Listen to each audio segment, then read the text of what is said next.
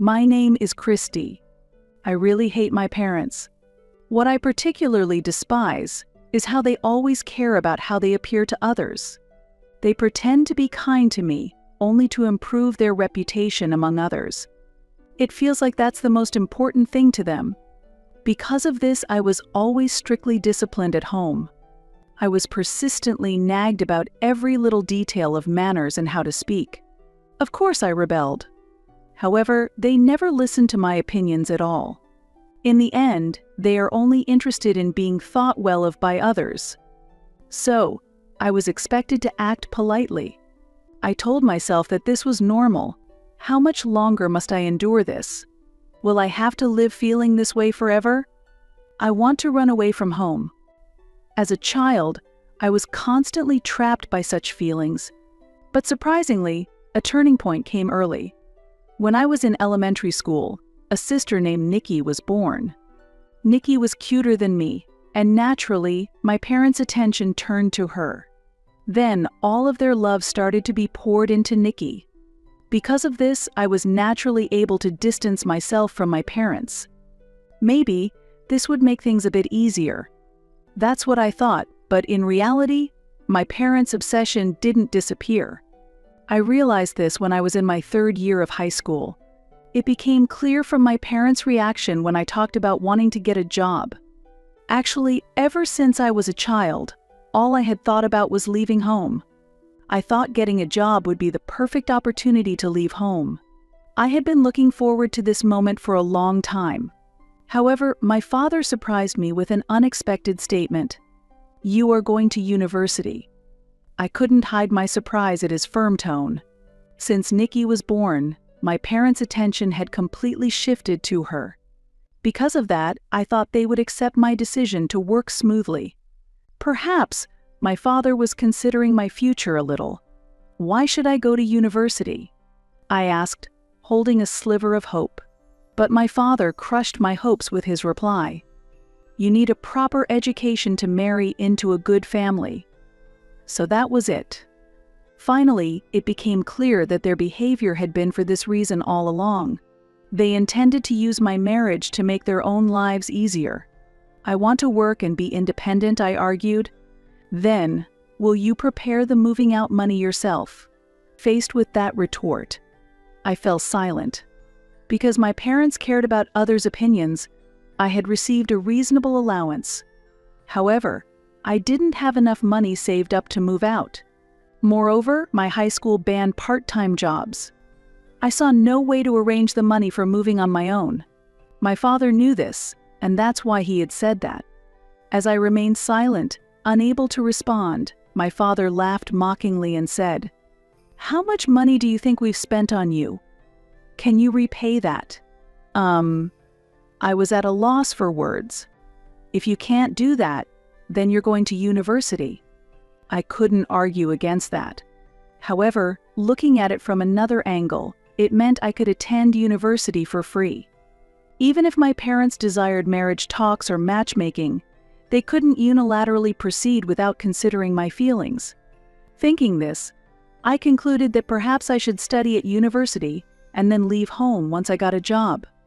So I decided to follow my father's suggestion and go to college. I enrolled in a local university, but as my attendance was solely to obtain an education, naturally, living on my own was not allowed.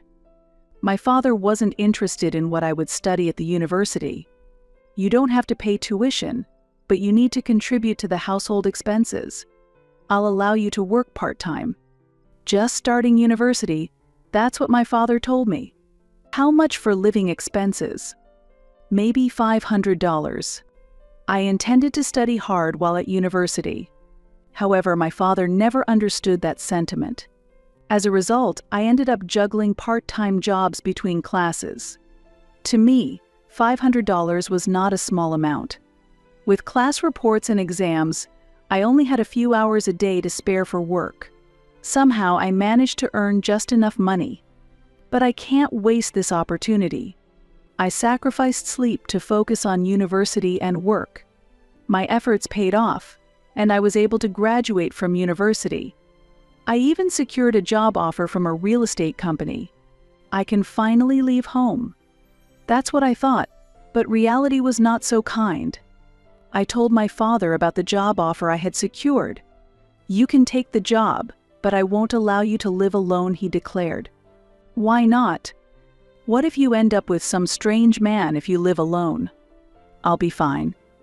"No matter what you say, do not move out until you get married." "Why not?" "Then, can you repay the entire tuition for the university? If you can repay it, I'll allow you to live alone." "How can I possibly pay that? I gave all the money I made from part-time jobs to you." "Then, living alone is impossible," he said, laughing loudly. It seemed that everything was going according to my father's plans.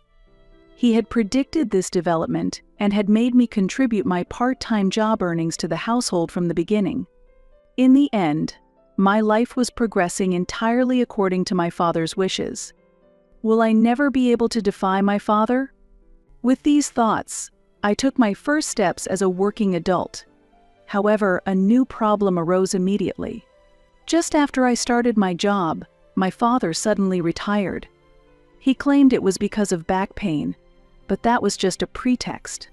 It was clear he simply did not want to work and was planning to rely on my salary. Still, since he was family, I couldn't just neglect him. I seriously considered separating from my family at one point and even researched ways to cut ties. However, there is no real way to completely sever ties with family. No matter what happens, a parent is still a parent. That reality is not something that can be easily let go of. However, I couldn't give up and was thinking of ways to leave home. I believed that the day would come when I could support myself, so I was saving money. However, my father would not overlook such plans. One day, years after I had started working, I came home to find a cake on the desk. Did something happen? When I asked, Nikki happily said, "I got accepted into my dream school." "You got in? Congratulations." "Thank you." Nikki was clapping her hands with joy. I was happy for Nikki as well. However, my father's words quickly darkened my expression. "Nikki's college expenses, you'll pay for them, right?" "Me?" "Of course." "I can't work because my back hurts." What an irresponsible thing to say. Anyone could see that my father looked healthy, but I couldn't afford to anger him here. Besides, it's true that he has no money. If I don't pay Nikki's tuition, she won't be able to go to college. Understanding this, my father could remain calm. This would further delay my moving out. For my father, it's killing two birds with one stone, securing Nikki's education and preventing my independence. Nikki is a sweet girl. Thanks to her, I was able to maintain a relationship with my parents when I was young. Nikki may not realize it, but I am grateful to her. So, I decided to pay for Nikki's tuition. Looks like I won't be able to live on my own for a while. One day, I was voicing my frustrations about my father while drinking alone late into the night. Nikki started attending university happily. To earn money for Nikki's tuition, I worked even harder than before. Spending my days like this, I inevitably became utterly exhausted. One day, tired as I was, I left my wallet in the entrance at home when I went to work. I didn't realize it until I reached the station and tried to pass through the ticket gates. Oh no, my wallet. I remembered pulling it out at the entrance when I left the house. I hurriedly called home. Nikki took the wallet and headed to the station. My mother replied. Nikki did. She said it was on her way to university. Hearing that, I started running. Then I spotted Nikki at a deli near the station. It looked like she had done some shopping there, holding something in her hand. Nikki. Did you bring my wallet? Yes, here it is. Nikki pulled out my wallet. I immediately checked inside. I guess I'm not trusted, huh? The employee badge is in there. It would be a big problem if I lost it. There were also a corporate card and an IC card inside. I was relieved that no money had been used. Thank you so much. I thanked Nikki and quickly returned to the station. Thanks to Nikki, I made it to work on time. I need to be more careful from now on. Later, on my way home, I bought a cake to show my gratitude to Nikki. Nikki enjoyed the cake, and I was glad to have thanked her. However, at that time, I didn't understand anything yet. A few days later, Judy from accounting came to see me. "Christy, do you have a moment now?" She is a senior colleague who has been very helpful. When I was living frugally, she gave me clothes and cosmetics for free. She has helped me a lot with my personal life and work. So, I thought it would be a personal matter from her. However, contrary to my expectations, Judy led me to a secluded spot. "Why have we come all the way here? Is something wrong? It's hard to talk over there. I wanted to check something. Have you used the company card for anything other than sales recently?" The company card she referred to is a corporate card. It is issued by the company to manage expenses centrally. As I'm in sales, I am given an employee card. However, withdrawals are made from the corporate account, so it's immediately apparent if it's used for personal purposes. I shouldn't have used it for anything other than sales. I became worried. Although I had no recollection of it, it was possible that someone might have used it without my knowledge. While I was retracing my memory, Judy said, "There's a record of your card being used at a deli. Water was purchased. Do you remember anything about that?" Water. Deli. I racked my brain. Then, I remembered the day I had left my wallet at home. It was brief, but Nikki had had my wallet. I always carry my wallet with me at work. Thinking about it, the only person other than me who could have used the card is Nikki. Do you know the date the card was used? I wanted to believe it wasn't Nikki. If it wasn't the day in question, Nikki would be unrelated. It might have been me who carelessly used the company card. I hoped that was the case. However, reality doesn't always go as one hopes. The date the card was used was the same as the day I left my wallet at home. "Do you remember anything?" Asked by Judy, I blurted out. "I'm sorry, I think I used it thinking it was my IC card." I sometimes buy water at the station deli? I see. I'm sorry. I'll be more careful in the future.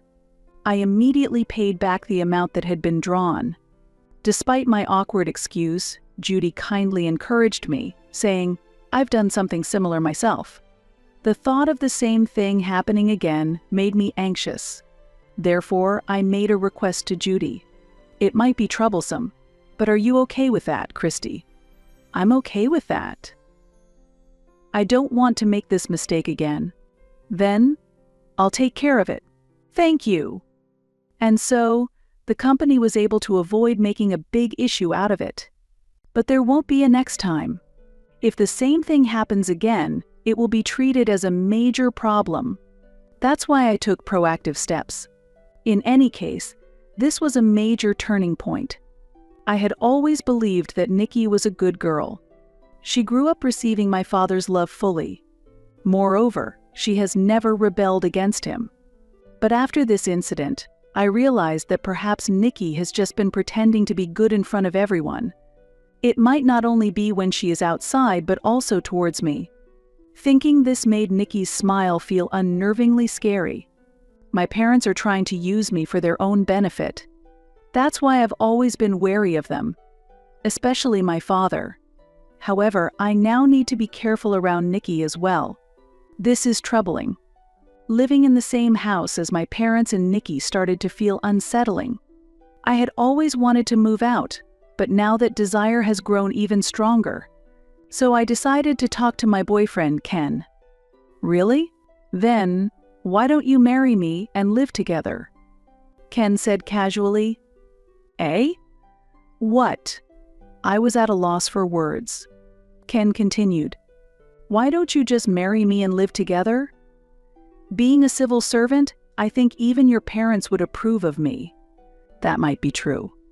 Ken and I were classmates in college. We have been dating for over 5 years. I had also been thinking a bit about marriage. However, my family is not normal. It's not a situation where I can casually talk about getting married. Ken knows my family is not normal, and has always been there to listen to me. Still, he is trying to marry me. Please. With that, I decided to marry Ken. However, there was no time to indulge in happiness. There were many problems that needed to be resolved. The biggest concern was my father. I had no idea if he would agree to the marriage. How should I talk about it? I didn't know how to start the conversation with my father. However, time flew by quickly, and before I knew it, about half a year had passed. I really need to tell him now. Just when I was thinking this, a trivial matter led to a fight with my father. Don't make me say it again. I'm telling you to accept this man. I don't want to. I have a boyfriend. A boyfriend? What kind of guy is he? He's my classmate from college. He's a civil servant now. My words silenced my father. He seemed to be deep in thought. I continued. It looks like he's willing to give a decent amount for the betrothal gifts. He's from a respectable family. Foon. It seemed my father was hesitant. This might be my chance. I boldly pushed the conversation further. How much would satisfy you? Well, maybe $30,000. I was taken aback by the figure of $30,000. However, when I spoke to Ken about it, he agreed to pay the $30,000. Thanks to that, I was finally able to move out of the house. Once the negotiations settled, everything else proceeded smoothly. I quickly arranged the move. I booked a moving service for Sunday and moved. While packing, Nikki approached me. Make sure you pay for my tuition. I know. There's something I've been wanting to ask you.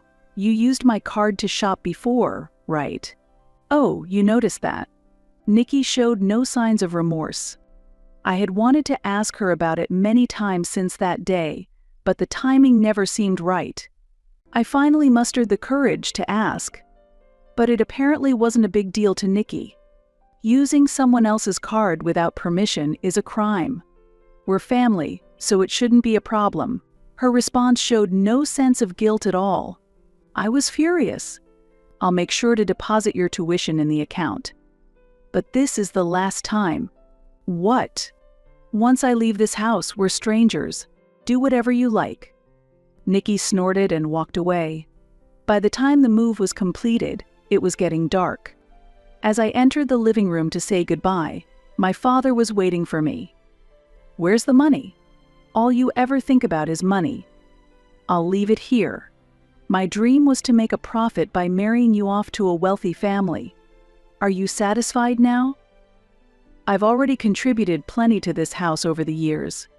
Yeah, now it's up to Nikki's future husband. My father laughed with satisfaction. The thought that he might come to my new home demanding money in the future irritated me. But I could just turn him away if that happened. Afterward, we had our last meal as a family. However, Nikki was not there. She seemed to have gone out to play with friends. It was a relief for me not to see her face. After the meal, I prepared to leave the house. But as I stepped out of the front door, I unexpectedly ran into Nikki. You're still here, big sis? Oh, right. I'll give this back to you. I looked at what Nikki had pulled out. It was my company card. I hurriedly checked my wallet. It's too late to panic now. I took it when I entered the room. Damn. I bit my lip in frustration. From this situation, it was clear the card had been used. That was the moment I became certain, Nikki said. I've paid for about 100 people's food and drinks with that card, so please take care of the rest.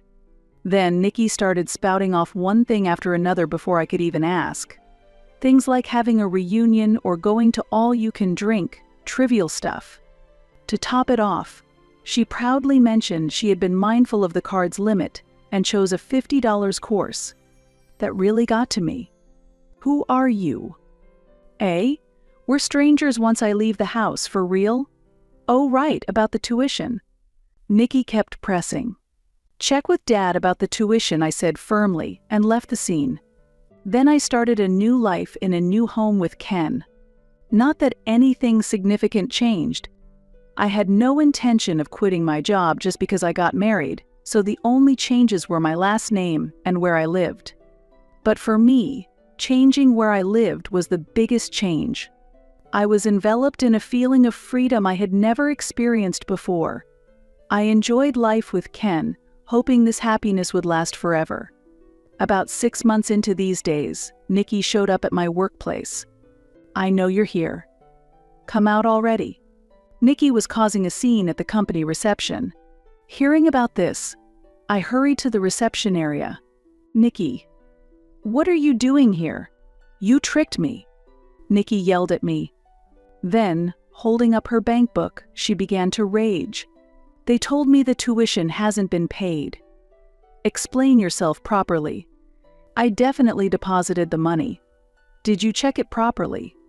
"What's going on?" "If they say it hasn't been paid, it means it's not there, right? Check your bank book again." "You're not a child anymore. Don't treat me like a fool." "I have a job offer. I'm a responsible adult," Nikki shouted out loud. Then, I sighed and said, "Look here. There's a deposit of $5,000, right? I made that deposit, but it's been withdrawn afterward, hasn't it? You're the culprit, right? Are you sure it wasn't you?" "I don't have the card, so I couldn't possibly do that." "That means it must be. Didn't you say before that you paid for 100 people's meals with the card?" "Eh? Meals for 100 people. Didn't you say you had a reunion? Have you forgotten?" As I questioned her, Nikki's complexion turned pale. Then, flustered, she began to speak. That time, it should have been paid with the company card. Not your card." She still didn't seem to understand. So I explained the situation in detail. The company card naturally withdraws money from the company's account. "That part is correct." "Then why? After you used the company card that was in my wallet without permission, I had the withdrawal account changed just in case." "How could you do that?" Indeed, Nikki had used the company card. However, I had changed the withdrawal account from the company's account to one I designated. This makes expense claims challenging, but it allows me to use the card for personal use. This comes with the benefit of not needing to carry multiple cards. Additionally, if the card is mistakenly used by someone else, it doesn't affect the company. So, when Nikki paid for the meals, the money was withdrawn from my personal account. Here it shows a payment of $5,000 was made. It's gone because you used it. But what about the university tuition? I deposited the money as I was told, so it's not my problem anymore. Why don't you figure it out yourself? Upon hearing this, Nikki started causing a scene again. After a while, the police arrived and Nikki was restrained by an officer. "It's a mistake. I didn't do anything wrong. You said yourself that you used my company card. What's mistaken about that?" "But I warned you the first time you used it that it's a crime." "No. It's your fault for not reflecting." Eventually, Nikki was taken by the police for questioning. However, I did not file a police report. There was no need for me to do so. That's because a video of Nikki causing a scene at the company had been posted on social media by someone. Naturally, it spread quickly. Nikki was disciplined by her university and expelled. Concerned about their reputation, my parents took Nikki and moved out of the state. They thought they could escape the scandal in a place where nobody knew about the commotion. There, they planned to find a husband for Nikki and get money from his family. However, since both my parents and Nikki are twisted, their plans didn't go smoothly, and I heard they quickly encountered trouble with the other party. "Christy, you're the only one we can rely on. Nikki has gotten into trouble with her partner, and they are demanding compensation." Only a month had passed since my parents had moved, but such a message suddenly came from my father. Given they caused trouble within just a month, similar issues are likely to continue. "I'm sorry, but if you come to my place, I will have to file a police report about Nikki's incident. I warned them." After that, the communication stopped abruptly. Though they supposedly had neither money nor jobs, I grew slightly worried. I hired a detective agency to discreetly investigate, and it turned out that all three were working at a logistics warehouse. Since the warehouse belonged to the company that Nikki had issues with, they were probably told to work off their debt if they had no money. Hearing that they were working all day in the dim warehouse, I felt relieved. This way, they could earn enough to cover the compensation and their living expenses. They should be able to support themselves without worry, so I decided to let them be. I am enjoying happy, fulfilling days with Ken. My work is thriving, and my sales performance is improving steadily. Thanks to my family moving away, my savings are also growing. Everything is going so well that it makes me a little anxious about the future. But for now, I want to fully enjoy this happiness I've achieved with Ken.